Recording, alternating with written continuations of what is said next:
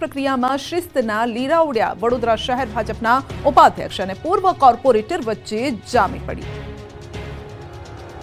શિસ્ત માટે જાણીતી પાર્ટી ભાજપની જ સેન્સ પ્રક્રિયામાં શિસ્તના લીરા ઉડ્યા. વડોદરા શહેર ભાજપમાં છેલ્લા લાંબા સમયથી ચાલી રહેલી સેન્સ પ્રક્રિયામાં પણ અશિસ્તતા જોવા મળી છે. વડોદરા શહેર ભાજપ કાર્યાલય ખાતે ઉમેદવારોની સેન્સ પ્રક્રિયા અને ફોર્મ સ્વીકારવાની શરૂઆત થઈ છે. ત્યારે સેન્સ પ્રક્રિયા દરમિયાન વડોદરા શહેર ભાજપના ઉપપ્રમુખ અને પૂર્વ કોર્પોરેટર વચ્ચે આક્ષેપ પ્રત્યાક્ષેપો થતા કાર્યાલય પર સોંપો પડી ગયો હતો. પૂર્વ કોર્પોરેટર ગોપી તલાટીએ મહિલાઓનું અપમાન થાય તેવું નિવેદન કર્યાનો સુનિતા શુક્લાએ આક્ષેપ કર્યો હતો. જ્યારે પૂર્વ કોર્પોરેટરે ગોપી તલાટીએ બચાવમાં કહ્યું કે મારી દાવેદારીને નબળી પાડવા માટે ખોટા આક્ષેપો કરવામાં આવી રહ્યા છે. વડોદરા શહેર મહિલા મોરચાના ઉપાધ્યક્ષ સુનિતાબેન શુક્લાએ આક્ષેપ કરતા કહ્યું હતું કે મહિલાઓ બાબતે ગંદી કોમેન્ટ કરવામાં આવી છે. જોકે ગોપી તલાટીનો બફાટ કરતો અને અપશબ્દો બોલતા હોય તેવો એક વિડીયો પણ સોશિયલ મીડિયામાં વાયરલ થયો છે.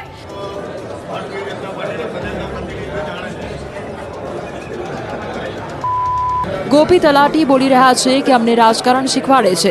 સંગઠનની મર્યાદામાં છીએ, નહીં તો કપડાં કાઢીને દોડાવવું. અને ગોપી તલાટી સાથે પૂર્વ મેયર ભરત શાહ, ડેપ્યુટી મેયર ચિરાગ બારોટ પણ ઊભા છે.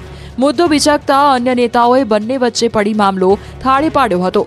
આ રીતે ભાજપના નેતાઓ જાહેરમાં બાખડતા વડોદરા શહેર ભાજપમાં નવી ચર્ચાએ જોર પકડ્યું છે. આ માથાકૂટ વચ્ચે વડોદરા શહેર ભાજપ પ્રમુખ બનવા દાવેદારોનો રાફડો ફાટ્યો છે. શહેર જિલ્લામાં ભાજપ પ્રમુખ બનવા 50થી વધુ દાવેદારો મેદાનમાં આવ્યા. શહેર જિલ્લા ભાજપ પ્રમુખ બનવા દાવેદારોનો ફાટ્યો રાફડો. ભાજપના જિલ્લા પ્રમુખોની નિમણૂક માટે રાજ્યભરમાં ભાજપની સેન્સ પ્રક્રિયા યોજાઈ. સેન્સ પ્રક્રિયા 2 દિવસ માટે યોજાશે. જિલ્લા પ્રમુખો માટે કાર્યકરોએ દાવેદારી નોંધાવી છે. જિલ્લા મહાનગરોમાં સેન્સ પ્રક્રિયા પૂર્ણ થયા બાદ પ્રદેશ પ્રમુખની વરણી માટે કાર્યવાહી હાથ ધરાશે. અમદાવાદ શહેર જિલ્લા ભાજપ પ્રમુખની ચૂંટણીની પ્રક્રિયા શરૂ થઈ. અમદાવાદ શહેરના ખાનપુર ખાતે નિરીક્ષક પ્રદીપ ખીમાણીની અધ્યક્ષતામાં સેન્સ પ્રક્રિયા ચાલી રહી છે. ત્યારે અમદાવાદ ભાજપના પ્રમુખ પદ માટે એમએલએ મેદાનમાં છે. પ્રમુખ પદ માટે કૌશિક જૈને ફોર્મ ભર્યું. ખાનપુર ભાજપ કાર્યાલયમાં ધારાસભ્ય પહોંચ્યા. આ તરફ ગાંધીનગરમાં પણ સેન્સ પ્રક્રિયા યોજાઈ. જિલ્લા પ્રમુખો માટે કાર્યકરોએ દાવેદારી નોંધાવી. જિલ્લા મહાનગરોમાં સેન્સ પ્રક્રિયા પૂર્ણ થયા બાદ પ્રદેશ પ્રમુખની વરણી માટે કાર્યવાહી હાથ ધરાશે. શહેર ભાજપના નવા સુકાની માટે આજે નિરીક્ષકોની ટીમે સુરતમાં ધામા નાખ્યા. 3 પૂર્વ મેયર, 2 ભૂતપૂર્વ ડેપ્યુટી મેયર અને 1 માજી ધારાસભ્ય, 2 પૂર્વ સ્થાયી સમિતિના અધ્યક્ષ સહિતના આગેવાનો દાવેદારી કરે તેવી શક્યતા છે. રાકેશ શાહ, રમેશ ઉકાણી, કુલદીપસિંહ સોલંકી અને પંકજ દેસાઈએ સુરતમાં દાવેદારોની રજૂઆત સાંભળી. તો આ તરફ રાજકોટમાં પણ શહેર ભાજપ પ્રમુખ માટે સેન્સ પ્રક્રિયા હાથ ધરાઈ. આજથી રાજકોટ સહિત ગુજરાતભરના તમામ મહાનગરો તેમજ જિલ્લાના અધ્યક્ષ માટેના ફોર્મ ભરવાનું શરૂ કરવામાં આવ્યું છે. રાજકોટ શહેર ભાજપ કાર્યાલય ખાતે બપોરના 1:30 વાગ્યા સુધી આગેવાનો પ્રમુખ પદ માટેની દાવેદારી કરતું ફોર્મ રજૂ કર્યું.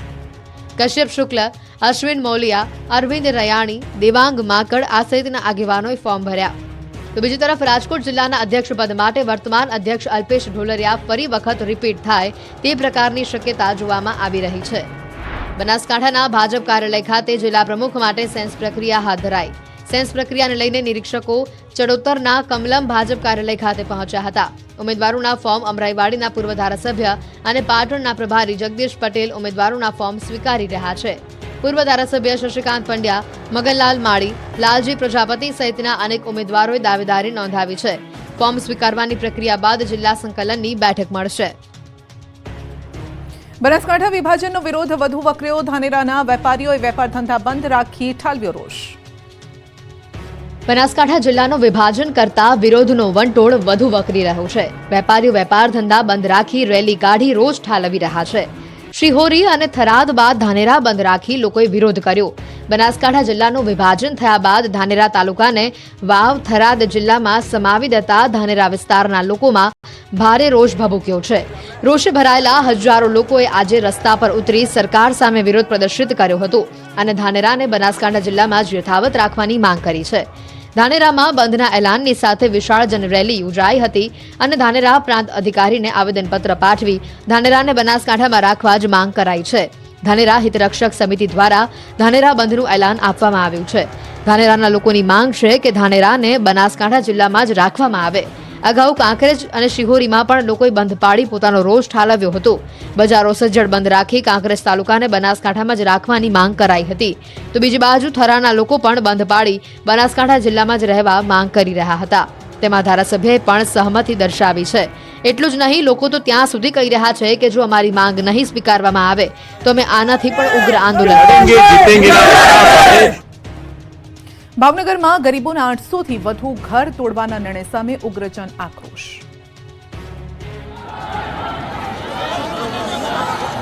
ભાવનગરના લોકોના આ આક્રોશનું કારણ ઘરનું ઘર બચાવવું. કોર્પોરેશન દ્વારા ગઢેચી શુદ્ધિકરણ પ્રોજેક્ટ અંતર્ગત 800 થી વધુ દબાણકર્તાઓને નોટિસ ફટકારતા ઉગ્ર જનાક્રોશ ફેલાયો છે. ત્યાં વસતા લોકોમાં રોષ ફેલાયો છે, જેના સમર્થનમાં ઝોપડપટ્ટી વસાહત હિત રક્ષા સમિતિ અને કોંગ્રેસના ઉપક્રમે ન્યાય યાત્રા નીકળી. જશોનાથ સર્કલ ખાતે કોંગ્રેસના પ્રદેશ અધ્યક્ષ શક્તિસિંહ ગોહિલની ઉપસ્થિતિમાં અસરગ્રસ્તોની સભા યોજાઈ. સભામાં મોટી સંખ્યામાં લોકો ઉમટી પડ્યા હતા. રોડને બાનમાં લીધો હતો, જેમાં શક્તિસિંહ ગોહિલે ભાજપ સરકાર સામે આક્રોશ વ્યક્ત કર્યો. તેમણે દાવો કર્યો કે અસરગ્રસ્ત સાથે કોઈપણ જાતનો સંવાદ પણ કર્યો નથી. ઝૂંપડા તોડીને વિકાસ નહીં વિનાશ થાય છે.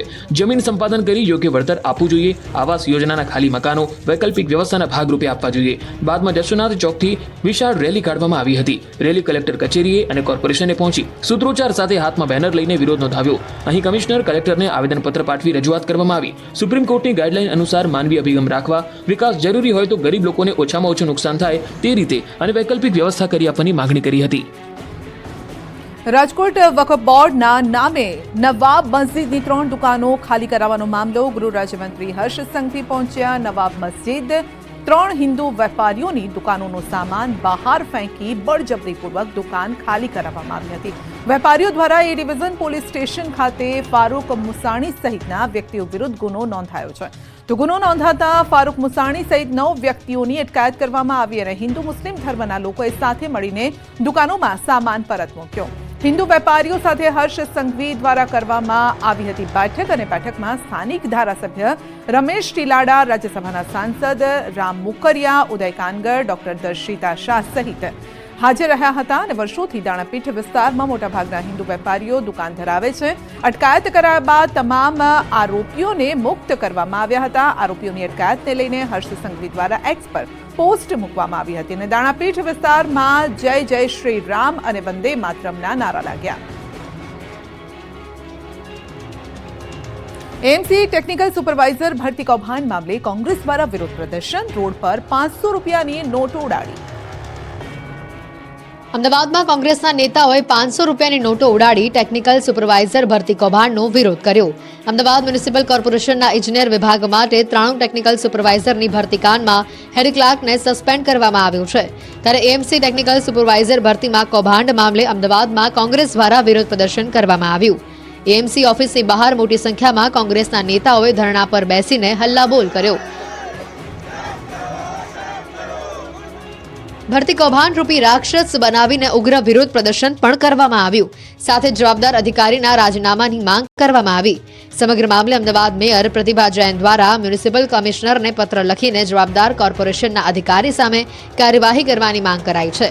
પત્રમાં લખ્યું હતું કે હેડ ક્લાર્ક સિવાય મ્યુનિસિપલ કોર્પોરેશનમાં ઉપરની કેડરમાં ફરજ બજાવતા અધિકારીઓની ભૂમિકા અંગે તપાસ થવી જરૂરી છે.